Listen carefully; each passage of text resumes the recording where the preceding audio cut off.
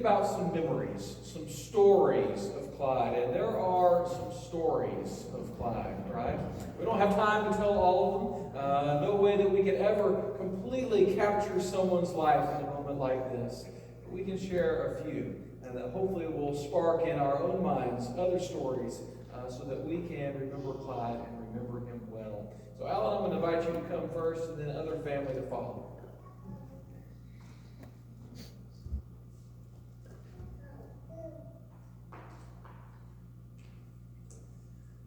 My dad had a scroungy old barn cat that he named Amigo, and that cat loved him. He would follow my dad all around the little farm that he and my mom retired to out in the country near Bruno. Amigo even stowed away once on a mission trip to Mexico to dig a water well for an orphanage there. Well, one day Amigo got into the freezer somehow and was stuck there. The poor thing was nearly frozen stiff when they discovered him later that day, but he was still breathing, just barely. Of course, they called the vet right away to ask for advice, see if they should bring him in. And surprisingly, the vet said he thought the cat would be just fine, but that they should give him a teaspoon of gasoline to help warm him up. And the vet warned him that Amigo wouldn't like it, but it would work. Something like smelling salts and wake him right up. Well, he was skeptical, but with my mother's help, Dad managed to pry Amigo's mouth open, pour in the teaspoon of fuel. Instantly, Amigo sprang to life. The vet was right, he was not happy. Hissing, spitting, running all over the house, and then suddenly, he came to a stop, fell over, and was still. Worried that he had misunderstood the vet, Dad called him back, almost in a panic.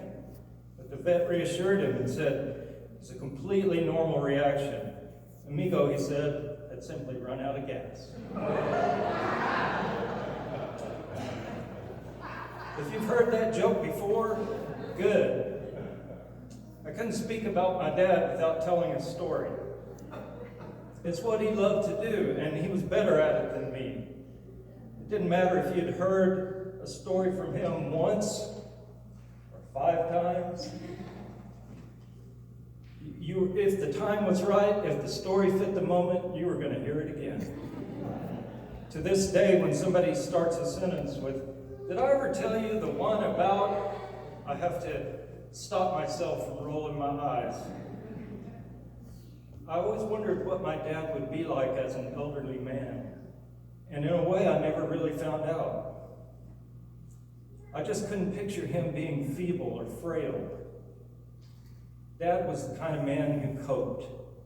He played the hand he was dealt. He was a strong man. He took injury, illness, or tragedy in stride, not always without complaint, not without sadness, but always moving forward in the best way he could, given the circumstances.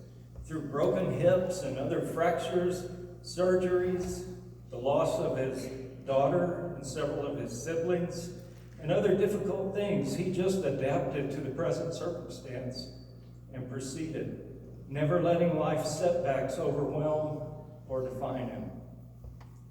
My dad believed in commitment. Whatever he started, he wanted to finish well. He took pride in his accomplishments, but wasn't boastful about them. He was the kind of man who didn't simply live in a community, but he made himself an important part of it. The places he lived and the people he met were richer for it, too. Dad was a man who loved to learn and loved to have adventures. He took his family camping countless times, and when we had all moved away, he and my mother did a lot of driving with their tiny camper in tow. He didn't need a fancy motorhome because his intention was to spend as little time as possible sitting inside. And when my mother didn't feel up to camping anymore, He enjoyed driving to Big Bend and camping alone, too. He went ziplining through a forest in Costa Rica in his 80s and decided to try skydiving in his 90s. And when the TV just got too dang complicated to figure out any longer, he still had his books. He liked to read about airplanes and pilots, cowboys and settlers. And of course, he loved jokes and funny stories, especially those that he might someday weave into one of his own stories. Dad loved his wife, Martha, through 71 years of marriage. He was always tender and caring towards her, holding her hand, opening the door for her, telling her that he loved her, anticipating her needs and caring for her the best way he could. Their love for each other gave their children the blessing of a stable home and happy childhood. Their marriage instructed each of us in how to be married and how to love well. In large part, the husband and father that I am is due to his example. Dad moved so smoothly from one stage of life to the next. But at his core, he was a pedal to the metal kind of guy. He aged the way I hope to, going just as hard as he could and doing all he could still do until he couldn't. And so finally, on December 6th, just like his buddy Amigo, he simply ran out of gas. I love you, Dad.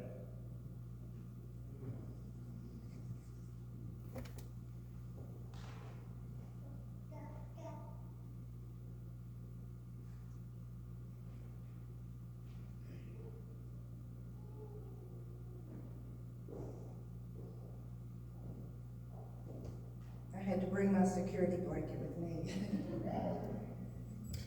As hard as it is for me to do this, I just couldn't let today pass without me letting you know about my daddy from Miles.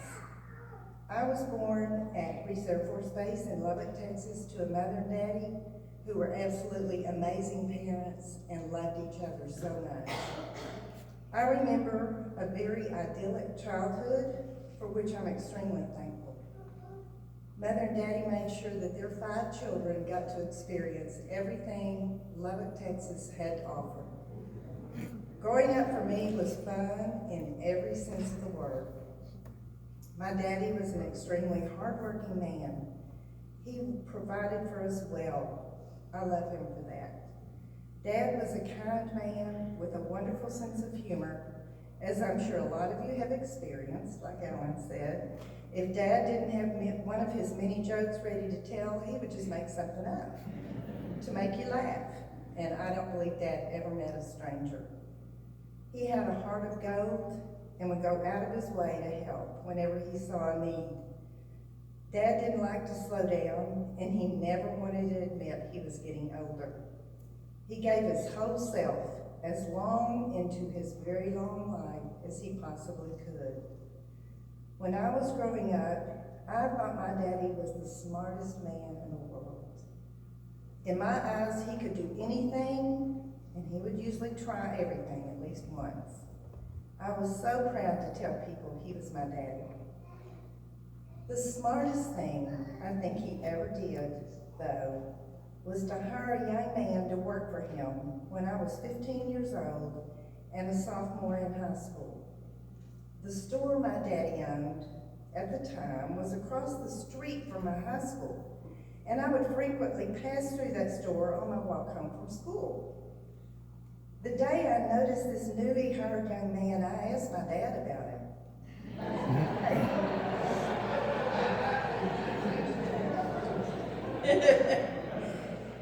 He told me he had hired him to work half a day every day after school because he seemed like such a kind, hard-working type of guy.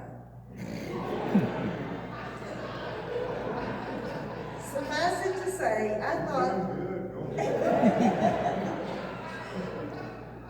Suffice it to say, I thought of some reason, any reason, just to cruise through that store every day on the way home from work, to get a look at that good-looking kid that Dad had hired. If high-fiving had been a thing back then, I would have high-fived my dad, because I thought he made an excellent choice in employees. And as it turned out, 2.5 years later, I married that kind, hard-working young man, and that's been almost 51 years ago. Roy loved our daddy as much as any of his children did, and he used our dad as his true example of what a loving, kind, smart, hard-working man is. I'm still thankful Dad hired that young man, but most of all, I'm thankful that all of us could look at Dad and realize how blessed we've always been for such a fine example of a truly godly man.